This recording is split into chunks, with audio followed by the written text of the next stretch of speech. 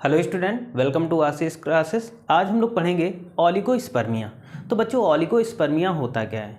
देखो बच्चों, ओलिगोस्पर्मिया को अगर हम आसान भाषा में समझें तो ओलिगोस्पर्मिया क्या होता है कि जब कोई मेल इजुकुलेट करता है स्पर्म को, ठीक है, जब कोई मेल स्पर्म को इजुकुलेट करता है तो बाहर जो सीमेन आता है उस सीमेन में स्पर्म की संख्या या स्पर्म का नंबर कम होना ही हमारा क्या हो जाता है, वो होता है ओलिगोस्पर्मिया होता है। ठीक है, जैसे किसी मेल ने क्या किया, एजुकुलेट किया, यानी उसके प्राइवेट पार्ट से सीमेन बाहर निकले, तो उस सीमेन में जिस संख्या में, जिस नंबर में स्पर्म होने चाहिए उस नंबर में ना हो करके बहुत ही कम नंबर में स्पर्म हो, तो उस कंडीशन में क्या होता है, ओलिगोस्पर्मिया हो जाता है। ठीक है, अब देखो, अगर सीमेन में क्या है, नंबर ऑफ स्पर्म कम है, स्पर्म अगर कम है तो फर्टिलाइजेशन की प्रोसेस नहीं हो पाएगी, मतलब कि वो मेल अपनी फीमेल पार्टनर को प्रेग्नेंट नहीं कर पाता है, यानी वो फादर नहीं बन पाएगा।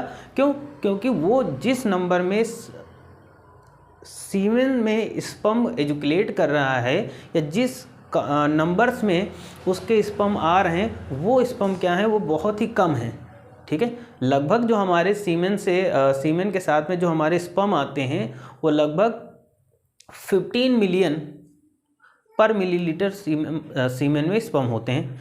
15 मिलियन से ज़्यादा होने चाहिए, मतलब 15 से 20 मिलियन के बीच में होने चाहिए। लेकिन अगर ये 15 से कम हो जाते हैं, यानी 15 मिलियन से कम स्पर्म निकलते हैं, तो उस कंडीशन में क्या हो जाता है, ओलिगोस्पर्मिया होता है, यानी मेल इसकी वजह से फादर नहीं बन पाते हैं। क्यों? क्योंकि जब स्पर्म कम निकल रहे हैं तो फर्टिलाइजेशन की प्रोसेस नहीं होती, तो जब फर्टिलाइजेशन की प्रोसेस नहीं हो पाती तो फिर क्या होता है कि वो फादर नहीं बन सकता। ठीक है, तो इसी के बारे में आज हम इस लेक्चर में डिटेल से समझेंगे, किन कारणों की वजह से होता है, किन केसेस की वजह से होता है। आइए स्टार्ट करते हैं।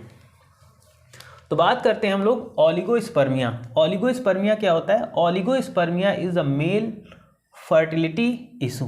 ठीक है, जैसा कि हमें पता है कि ओलिगोस्पर्मिया क्या होता है, मेल फर्टिलिटी इशू होता है ना, characterised by the low sperm count. अब होता क्यों है, तो इसमें जो स्पर्म का काउंट होता है वो लो हो जाता है, यानी जो स्पर्म जिस नंबर्स में आने चाहिए उस नंबर्स में ना आकर के बहुत ही कम नंबर्स में निकलते हैं, इसलिए ओलिगोस्पर्मिया हो जाता है। आगे देखो, a healthy sperm count is often necessary for fertility. अब देखो, अगर हेल्दी स्पर्म अमाउंट की बात करते हैं, हेल्दी स्पर्म अमाउंट नेसेसरी होता है, मतलब फर्टिलिटी के लिए, निषेचन के लिए, फर्टिलिटी के लिए क्या है कि जिस एक नंबर्स में, मतलब एक ऐसा अमाउंट होना चाहिए, healthy sperm amount. Healthy sperm amount निकलेगा तभी तो क्या होगा, फर्टिलाइजेशन प्रोसेस होगी, है ना। अब देखो, the world health organisation classifies sperm count. तो जो WHO है हमारा, यानी वर्ल्ड हेल्थ ऑर्गेनाइजेशन है, उसने देखो कितना स्पर्म बताया, काउंट एबव 15 मिलियन स्पर्म पर मिलीलीटर ऑफ स्पर्म। पर मिलीलीटर स्पर्म में लगभग हमारे 15 मिलियन से ज़्यादा स्पर्म निकलने चाहिए, यानी स्पर्म हमारे 15 मिलियन से ज़्यादा निकलेंगे तभी क्या होगा, जो फर्टिलाइजेशन होगी वो प्रोसेस कंप्लीट हो जाएगी। ठीक है, सीमेन एज एवरेज। ठीक है, आगे हम बात करते हैं। अब कंडीशन देखो बेटा, mild oligospermia is 10 to 15 million sperm पर मिलीलीटर। देखो, ऐसा क्या होता है कि माइल्ड का मतलब हल्के फुल्के सिम्टम्स कैसे होते हैं ओलिगोस्पर्मिया के, तो जब किसी मेल में क्या होता है 10 से 15 मिलियन स्पर्म पर मिलीलीटर निकलते हैं, तो उसमें क्या होता है कि माइल्ड ओलिगोस्पर्मिया होता है। ओके, उसके बाद में मॉडरेट ओलिगोस्पर्मिया कब होता है, तो मॉडरेट ओलिगोस्पर्मिया किसी मेल में तब होता है जब स्पर्म 5 से 10 million sperm 5 to 10 million sperm पर मिलीलीटर। ठीक है, अगर 5 से 10 मिलियन स्पर्म पर मिलीलीटर निकल रहे हैं तो वो मॉडरेट ओलिगोस्पर्मिया होगी। ठीक है, सेवर ओलिगोस्पर्मिया, सेवर ओलिगोस्पर्मिया का मतलब गंभीर ओलिगोस्पर्मिया कब होगी, the is diagnosed when sperm count between 0 to 5। जब स्पर्म काउंट कितना होता है बच्चों, 0 to 5 मिलियन स्पर्म पर मिलीलीटर। तो इस कंडीशन में बहुत ही ज़्यादा ये गंभीर ओलिगोस्पर्मिया हो जाता है। ठीक है, तो ये ओलिगोस्पर्मिया था। ओलिगोस्पर्मिया के बारे में समझ लिया। सीधी सी बात है कि सीमेन में स्पर्म का जो काउंट है वो कम हो जाना ही हमारा ओलिगोस्पर्मिया होता है। ठीक है, निकलना कितना चाहिए, तो पर मिलीलीटर सीमेन में 15 मिलियन से ज़्यादा स्पर्म होने चाहिए, तभी फर्टिलाइजेशन प्रोसेस हो पाएगी।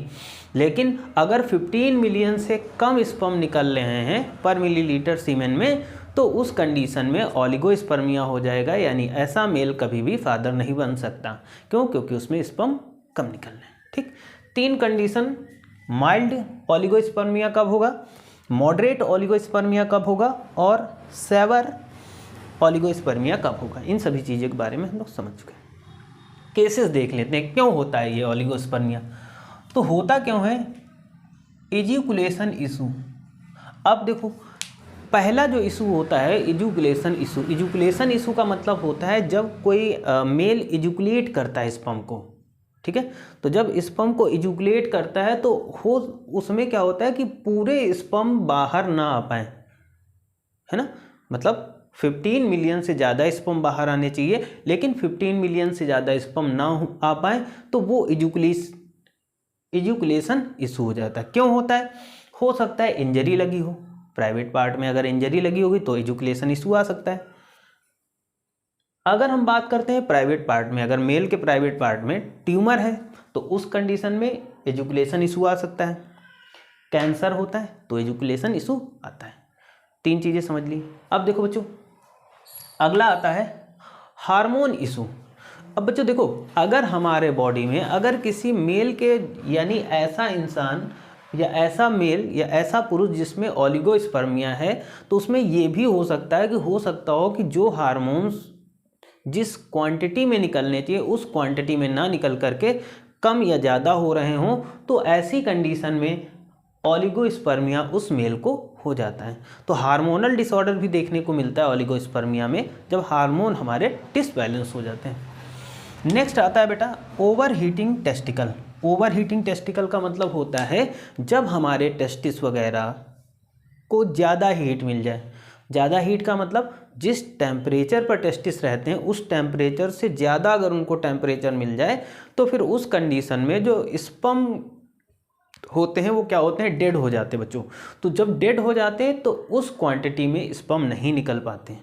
ठीक है, जिस क्वांटिटी में चाहिए, और जब ज़्यादा स्पर्म बाहर नहीं आते तो ओलिगोस्पर्मिया हो जाता है। यहाँ तक समझ में आया होगा। नेक्स्ट पॉइंट बच्चों आ जाता है ड्रग एंड एल्कोहल। अब बच्चों देखो, कुछ लोग ऐसे होते हैं जो बहुत ही ज़्यादा ड्रग लेते हैं, एल्कोहल लेते हैं, टोबैको यूज़ करते हैं। तो ऐसे लोगों में क्या हो सकता है कि ऐसे लोगों इन कारणों से, मतलब बहुत ज़्यादा नशा करने से, ड्रग लेने से, एल्कोहल लेने से भी ओलिगोस्पर्मिया हो सकती है, यानी स्पर्म का काउंट कम हो सकता है। हम बात करते हैं वेट प्रॉब्लम। तो देखो बच्चों, वेट प्रॉब्लम तो बहुत ही बड़ी प्रॉब्लम है कि जिन लोगों का वेट बहुत ज़्यादा होता है उन लोगों में स्पर्म काउंट डाउन हो जाता है, उनमें स्पर्म कम निकलते हैं। तो वेट प्रॉब्लम भी ओलिगोस्पर्मिया ला सकता है। ठीक, आगे देखो, कब? जब वेट गेन होगा। ठीक है, इतना याद रखिएगा, जब वेट बढ़ेगा। आगे बार बार एजुकुलेट करना, बार बार एजुकुलेट करना मतलब बार बार अपने बॉडी से स्पर्म को निकालना, तो उस कंडीशन में भी ओलिगोस्पर्मिया हो सकता है। तो आई थिंक सबको समझ में आया होगा कि ओलिगोस्पर्मिया क्या होता है बच्चों।